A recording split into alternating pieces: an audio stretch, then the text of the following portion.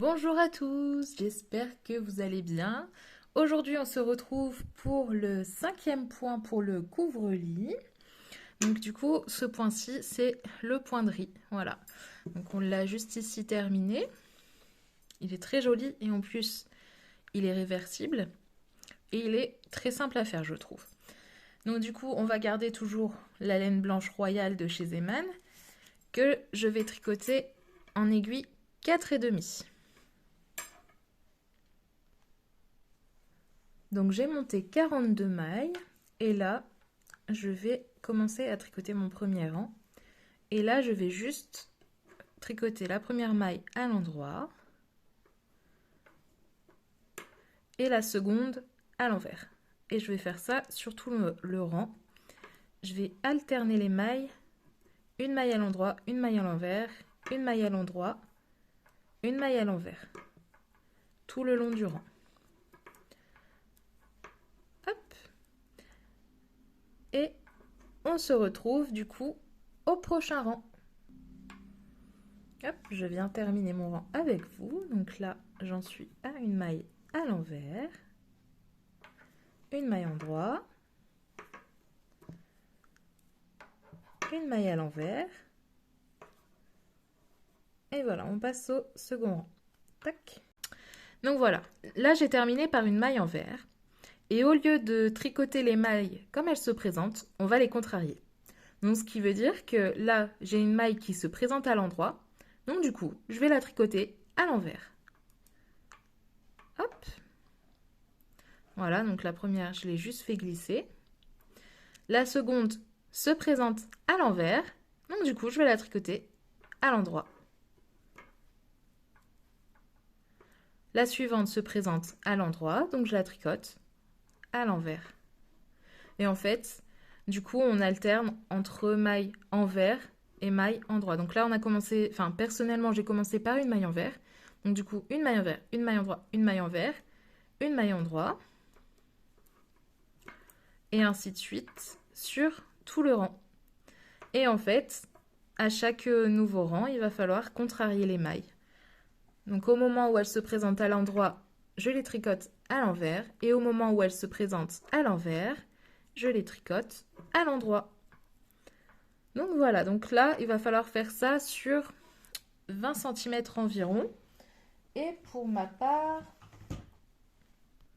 j'ai 70 rangs à faire. Donc du coup, je fais mes 69 rangs en tout et je vous retrouve pour la fin pour rabattre les mailles. Alors, me revoilà avec mon 69e rang. Donc j'avais envie de le reprendre un petit peu pour vous réexpliquer un peu pour être sûr.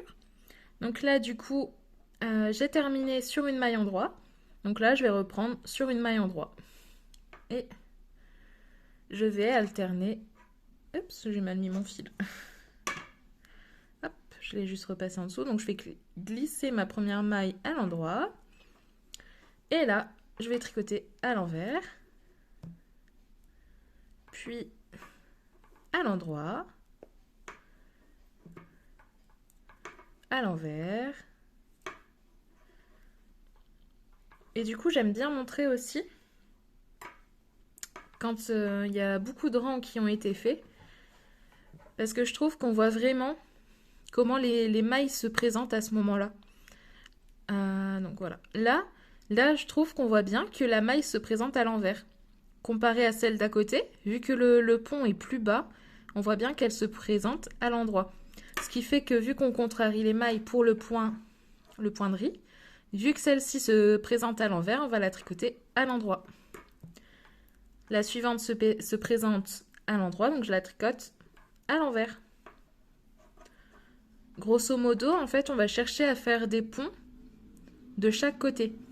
Parce que du coup, si on tricote uniquement sur l'endroit, on va avoir... Enfin, si on tricote comme du jersey, plutôt, on va avoir les ponts uniquement sur le côté envers.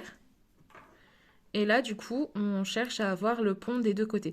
Je ne sais pas si c'est très clair ce que j'essaie d'expliquer. Je vois pas comment l'expliquer autrement, donc j'en suis désolée. Peut-être qu'en y réfléchissant dans les futurs tutos, j'arriverai mieux à expliquer ce que je veux dire. Hop. Mais ce qu'il faut retenir du coup, c'est que on tricote une maille à l'endroit, une maille à l'envers. Et selon comment on finit son rang, ça peut donner un bon repère.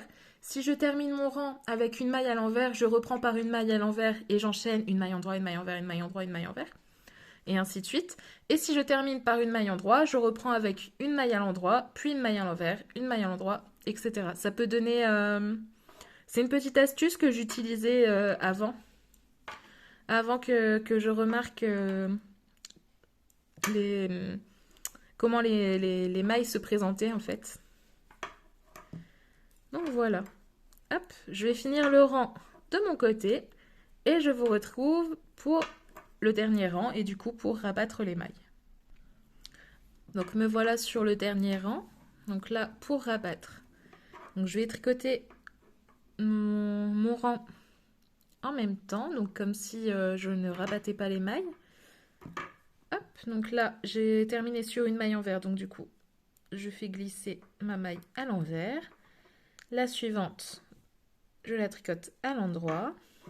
Et vu que j'ai 2 mailles sur mon aiguille de droite, je passe la dernière maille par-dessus l'avant-dernière. Ensuite là, je reprends à l'envers. J'ai 2 mailles sur mon aiguille droite, donc je passe la dernière maille sur l'avant-dernière. Hop. Là, j'ai ma maille à l'endroit, je la tricote.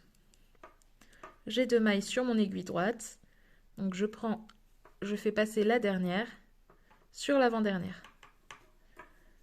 Et je fais ça sur tout mon rang. Je tricote mes mailles, une maille à l'endroit, une maille à l'envers. Et une fois que j'en ai 2 sur mon aiguille droite, je fais passer la dernière par-dessus l'avant-dernière. Oups là. Donc là, c'est une maille en droit. Hop, je le fais une dernière fois avec vous. La dernière maille par-dessus l'avant-dernière. Hop, là c'est une maille à l'envers. Je vais la tricoter à l'envers. Donc je reviens avec vous pour la fin. Hop, alors là, il ne me reste plus qu'une maille à l'endroit à tricoter. Hop, je la fais passer par-dessus. Hop. Donc là, je tire ma boucle. Et là, même pas besoin de couper mon fil. Bon, il va être un peu grand, mais c'est pas grave. Hop, je le passe là, vu que c'est la fin de ma laine et que je pourrais pas vraiment retricoter avec. Hop, et voilà. Voilà mon carré au point de riz. Voilà. Encore un de fait sur l'innombrable nombre de carrés que j'ai encore à faire. Alors je sais que certains se demandent où j'en suis. Alors j'ai toujours pas terminé mon couvre-lit. J'alterne entre mes projets, donc c'est toujours en cours. J'ai déjà pas mal de carrés.